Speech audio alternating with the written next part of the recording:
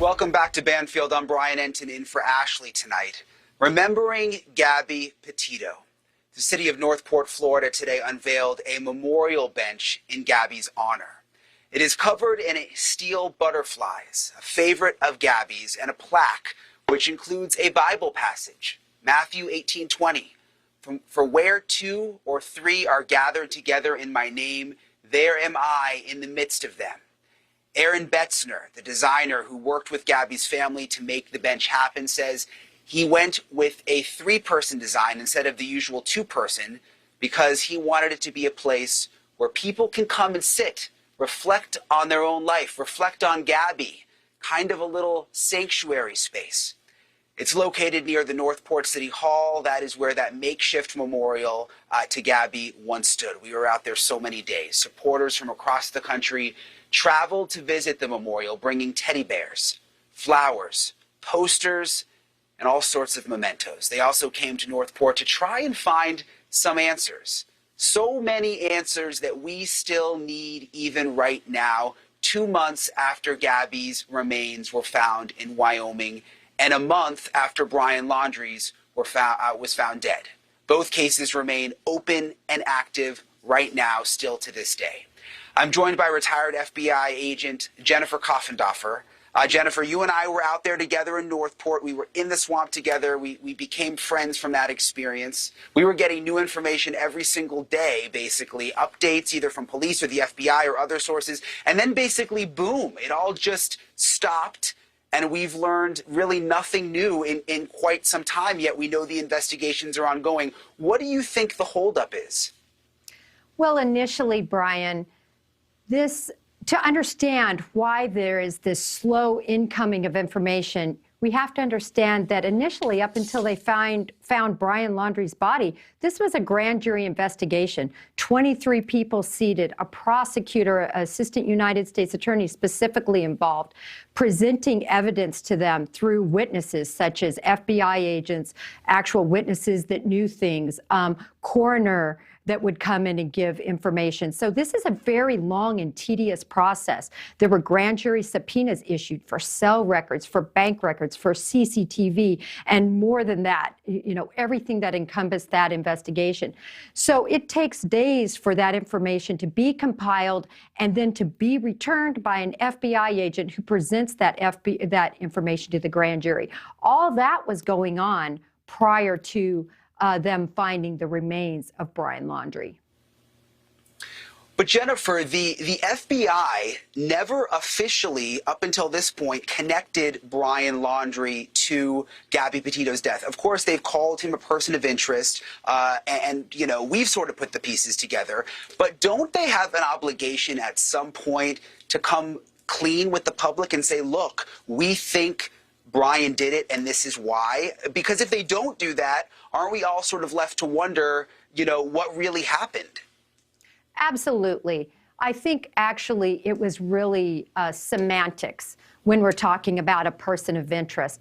Brian Laundrie was definitely the subject of this investigation from all the evidence that was out there publicly, and that was supported, I believe, by evidence that was further collected by the FBI. The FBI will make a determination, not obviously through a grand jury now, because we don't need a true bill returned or a no bill returned by a grand jury. They don't need to find probable cause. This case is not going to trial. But they need to let the public know, or if not, we have, in a sense, somebody who committed this murder out there. So the FBI will release some sort of presser indicating who they believe was responsible for this crime. And every week, Jennifer, I make all of my beat calls on this case. I call, the Northport Police Department. Last thing they told me was that they can't release any more information or any of our records requests because it's still technically an open investigation with the FBI. I also call and contact the FBI. The last thing they told me was continue to check our Twitter for updates, which I actually sort of thought was interesting because they didn't just say no comment. They said continue to check our Twitter, which I thought, okay, great. Maybe something's going to come on the Twitter. The other thing that I'm always checking, like obsessively almost every day, is I go on Pacer, which for those of you that don't know, that's the federal court system, and I check the bank fraud case out of Wyoming. Brian Laundrie had that federal bank fraud case out of Wyoming, and that is still listed as active. That has not been closed, and it's still open. So my question is, why is that still active if we presume that Brian Laundrie is dead? Right. Well, that has to maintain being opened until a death certificate is obtained, the actual proof and acknowledgement that Brian Laundrie is dead.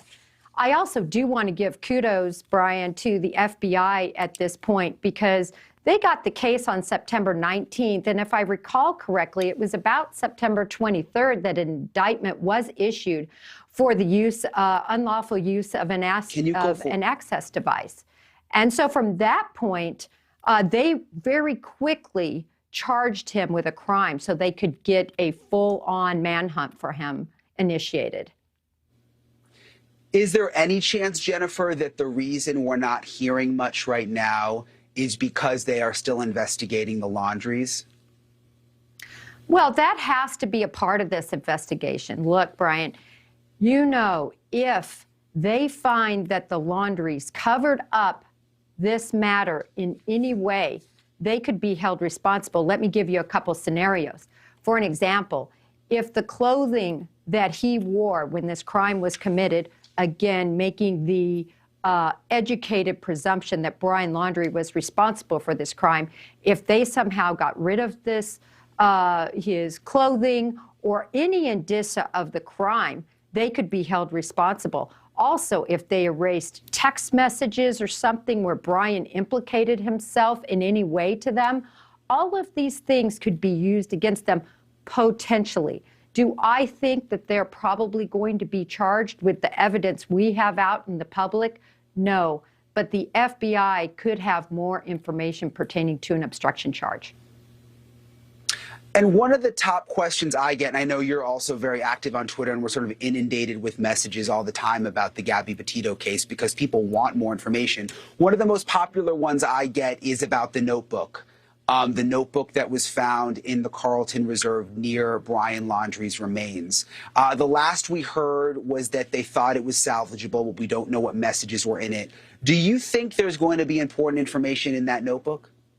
Well, I have to tell you, in my career, it's been amazing what the FBI lab can do with information that has been written. They can get ink that seemingly is gone to jump back off the page. I've seen pages of notebook and paper that looks blank, but they can detect indentations that when you write, indent into the paper, and they can make those messages pop right off the page. It's amazing what they can do. We don't know the condition that the writing in this notebook was in when it was recovered. Was it pencil? Was it pen? Was it washed away? And I believe the FBI is using all their chemical techniques and other techniques to get everything they can out of that notebook. Depending on how much was written in there, Brian, you can imagine it may be a long, tedious process, but they can do it.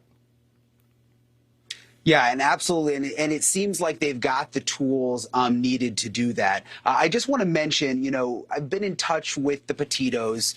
Obviously, they're still going through incredible grief, but they've now got this mission and this platform moving forward to help others, other victims of domestic violence, other missing person cases. I mean, I know, Jennifer, you've also been touched by their story, and I think it's worth mentioning that they're now going into this phase of their own grief where they want to help others. And I think, you know, it's incredible. You see there the Gabby Petito Foundation. You can go to their website, and they're really starting to get going with this thing. And I know you've worked with a lot of victims' families over the years, Jennifer, but I'm sure you agree it's special that they're going this direction. Oh, it truly is. And what I've really liked being a part of and seeing happen is this whole Twitter community come alive and do whatever they can to help in other cases. I know of a specific case where the Twitter community was called together and they called a department that was responsible for investigating a missing person, and an Amber Alert hadn't been issued. And they just called and sort of inundated this department in hopes that this public outcry would help facilitate an Amber Alert. Now, I don't know how much that played into it, but I think it played into it somewhat.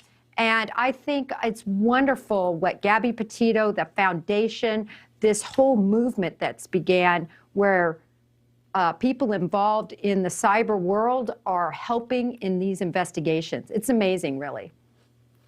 Yeah, it is incredible. You and I have made a lot of friends out there that have done a lot of good. People at home behind their computers, literally getting to work. And you know who you are if you're watching, and pushing police departments to do Amber Alerts. So it's incredible, the community that's been formed. So thank you, Jennifer, for being part of that. Thanks for being on the show tonight, and I'll see you soon.